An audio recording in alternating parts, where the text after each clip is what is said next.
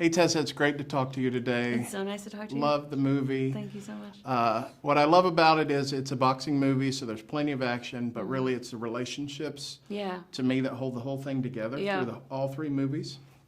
So I just saw Creed 3, and then I refreshed and watched the first one, see how your relationship started.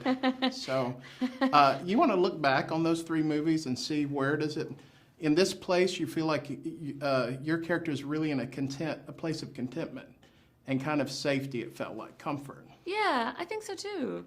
I mean, I think in some ways, deep contentment, happiness. There's been a tremendous amount of success. They have a beautiful family, a beautiful daughter. They're not doing so shabbily, No.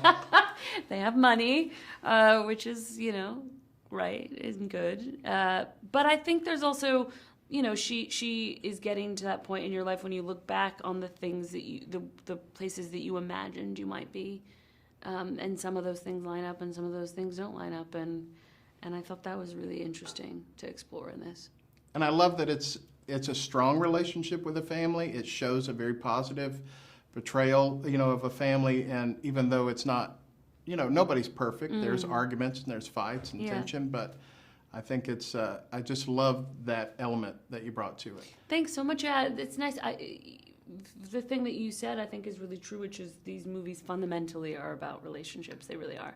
They're like relationship movies with boxing. With a background of boxing, yeah. And I think what's cool about that is you sort of are able to say, I mean, obviously the boxing scenes are so propulsive, but you're able to also say that, like, the interpersonal relationships are just as propulsive. That personal growth as a human should be a thing that we are rooting for just as fiercely as we are, a competitor in a ring. Right. That winning, I think, as a human being is just as important as winning as an athlete. Well, yeah, and I talked to Michael and Jonathan about the importance that there's still a relationship after the match is over. Yeah, that's the best. So it's still going to be there. The other thing that struck me about your character is the contentment, even though she mentions in this movie, kind of like her dreams did not happen the way she thought they should. Yeah. Or in the beginning, what she thought they would. Yeah. But she's learned to be content. How do you think that happened for her? Work. I think she did a lot of work around it, and I think she went to therapy.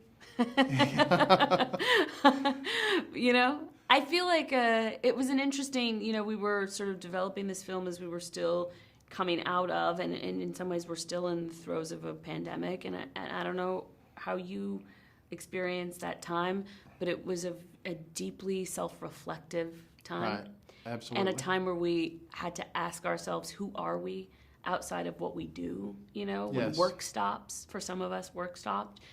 Who are you? It was also a time when we spent a lot of time either with our families, right, our loved ones, or with ourselves. Yeah. And I think while this movie has nothing to do with the pandemic, I think some of the things that came up during that time in terms of that kind of reflection, I was really interested to bring to this, to watch someone that is in a period of looking at self and taking inventory, I guess. Yes. I think that's really interesting. Great. Thank you so much. It's a pleasure to talk to you. Can't wait for everybody to see the movie. Thank you so much. It's Thanks beautiful. for being here. Appreciate it. Thank you.